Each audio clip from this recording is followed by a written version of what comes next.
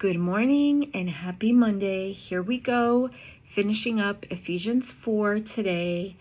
And just like everything else, it's such a rich chapter. But before we start, I do want to let you know that I'm going to be reading out of two different translations because the message on this one did help clarify a few things for me. Those of you who follow me, you know I love reading different translations. The best translation is the one that you understand.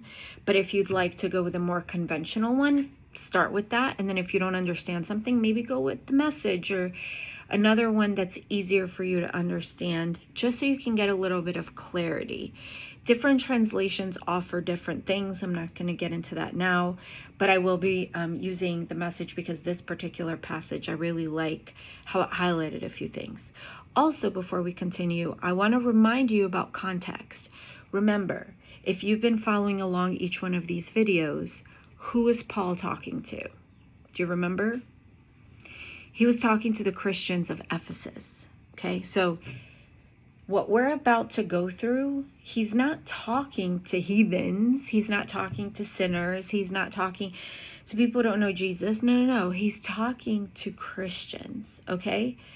So just keep that in mind as we move forward with this. So we start off on verse 17, where Paul is saying, don't live like Gentiles even anymore.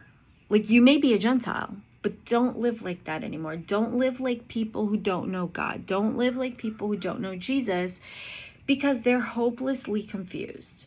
Their minds are full of darkness. They wander far from God because their minds are closed and hardened against him. They have no shame. They live in lustful pleasure and eagerly practice impurity. So that's what it's like to live a life without God. That's, when they're referring to Gentiles, it's basically that, right? But there's Gentiles that he's talking to. So he's just saying, like, let's not live this way anymore. Okay, so this applies to us too. Let's not live this way anymore. Because a life that's hopeless, like I've lived a hopeless life. I knew God, but wasn't following him at the time. And it was pretty hopeless. But it's saying, but that's not what we learned from Christ.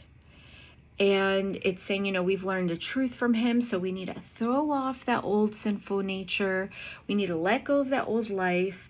And essentially, we need to be born again. And this is the part that I love, because it's like the passion of my teaching. Instead, let the Spirit renew your thoughts and attitudes. Okay, so I'm going to continue, but I just want to stop there. What is attitudes? Attitudes isn't just about action. It's about your approach to the action, your mindset to the action. Why are you doing something? We need to renew our thoughts. So renewing our thoughts means if we're going to do something, it needs to be done with the proper attitude. Okay, so the attitude behind our actions matter. It's not just about doing things that seem holy. It's about being holy, right? That comes from a state of being. So our thoughts control our being and then controls our actions. And then verse 24 says, put on your new nature, created to be like God. Because remember, you and I, we were created in his image and likeness.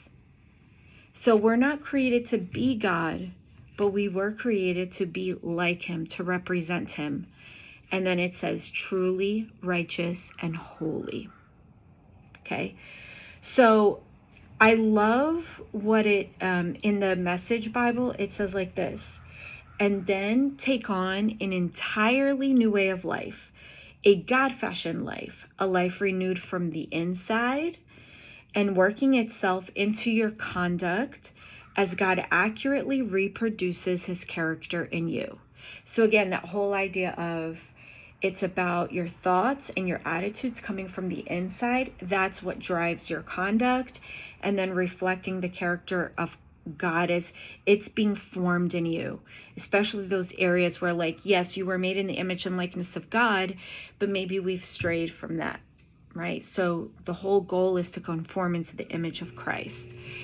And then it says this is like, remember I said, who is this for? This is for Christians. And this is what Paul is saying. I'm not going to read everything, but it's like, stop lying, stop telling lies, tell your neighbors the truth. And then I love the Message Bible because it says, when you lie to others, you wind up lying to yourself. And in the New Living Translation, it says like this, let us tell our neighbors the truth, for we are all parts of the same body, right? So I read that and I'm like, okay, I'm going to tell my neighbor my truth because we're all part of one body. But reading it this way, when you lie to others, you end up lying to yourself because you're part of the same body. Like, doesn't that hit different? I don't know. It hit different for me. And then he also says, don't sin by letting anger control you. So listen, you're going to get angry about things, but don't let it control you. Don't let it cause you to have vengeance. Don't be angry. Don't let anger get a foothold into your life, because it literally gives an open door to the enemy. It breeds not good stuff. And then he's saying, if you're a thief, quit stealing. Again, who is he talking to? Okay. So just because there's people who know Jesus doesn't mean that everybody's on the up and up, right? Everyone struggles with things. So he's just saying, like, hey, don't lie. Don't let anger consume you. Don't be a thief. Instead, use your hands for good, hard work. So get to work. Don't steal from people. Work to make your money and give generously. So don't just work hard for your money. Be the one who gives. Be the one who gives to others. Don't use foul or abusive language. Let everything you say be good and helpful so that your words will be an encouragement for those who hear. Do not bring sorrow to God's Holy Spirit by the way you live. Remember, he has identified you as his own. So, I always refer to that passage, Galatians 1:10, where if God is pleased with me. And there's certain people who are like, oh, God is never displeased with us. Listen, here, even Paul is saying, don't grieve the Holy Spirit. Don't make it, like, that's the thing. If I do something wrong or I do something I know I shouldn't have done, for me, it's not really about the thing that I've done wrong. It's the fact that I know I've disappointed God, or like, not even to be honest. It's more so that I've not reflected him well. Like, let's say I respond badly to a person, or I do let my anger get the best of me and I say something I shouldn't say, or whatever the case. To me, what hurts me the most is that I just misrepresented God and God wasn't reflected in that moment. That's what bothers me. And that doesn't please the Holy Spirit. And no one can convince me otherwise. Okay, then it says, get rid of all bitterness, rage, anger, harsh words, and slander, as well as all types of evil behavior. Again, talking to Christians. So listen, if you're a Christian, if you know Jesus, and you can identify with any one of these things, listen, clearly at this time, it was happening too. And Paul is very lovingly telling them, like, listen, just get rid of those things. Just don't do them anymore. Don't do them. Put on the nature of God. Put on the nature that God has gave you. This is not who you are. You're made in God's image. We're going to conform into the image of Christ. And then he leaves us off in this chapter ending. When he wrote it, it was not a chapter. It was a whole letter, but we're breaking it up, right?